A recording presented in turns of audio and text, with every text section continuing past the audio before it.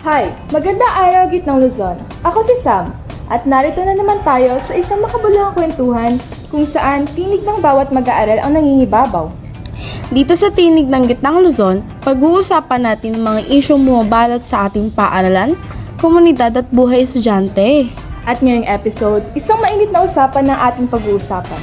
Ang Supreme Secondary Learner Government o SSLG at ang tunay na kahulugan ng mabuting pamamahala. Tama ka dyan! Pero teka nga, tanong ko lang, ikaw ba bumoto ka na dati ng kung sino-sino lang? Hala, oh my gosh! Hindi Oh. na ako magsisinungaling ha. Ano yon? Actually, oo. Oo?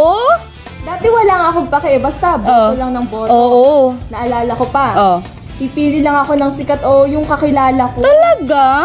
Pero alam mo, nung nakita ko kung paano naapektuhan ng school natin dahil sa maling pagpili, doon ko lang talaga na-realize na hindi pala talaga biro ang SSLG. Grabe, parehas pala tayo. Dati nagboto lang ako, trip-trip lang. Talaga? Oo, akala ko kasi pare-pareho lang naman ang mga mananalo. Pero nung isang taon, yung nanalong leader, walang nagawa. Puro press release lang. Ang ending, kami rin ang mga estudyante ang nahirapan. Exactly, kasi ang SSLG hindi lang naman yan pang forma o Oo naman. Oo. Dapat yung mga nahahalal din, may tunay na malasakit at Tsaka, saka rin tayo. oo.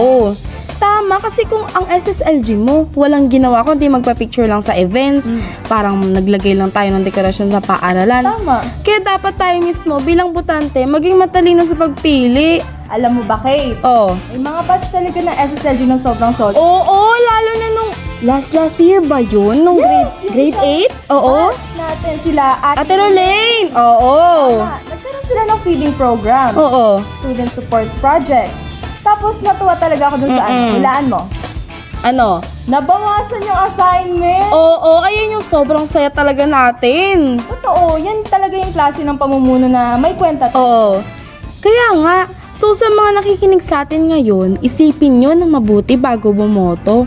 Hindi ito paligsahan ng popularity ha. Pagkakataon to na pumili ng mga leader na tunay na magpapabuti sa buhay ng bawat estudyante. At kung may natutunan kayo today, i-share nyo naman yan. Kwentuhan nyo kami sa inyong mga kalalasan sa pagboto sa SSLG. Dahil dito sa Tinig ng Gitnang Luzon, ang tinig ng estudyante, ang pinakamahalaga. Ikaw, anong say mo?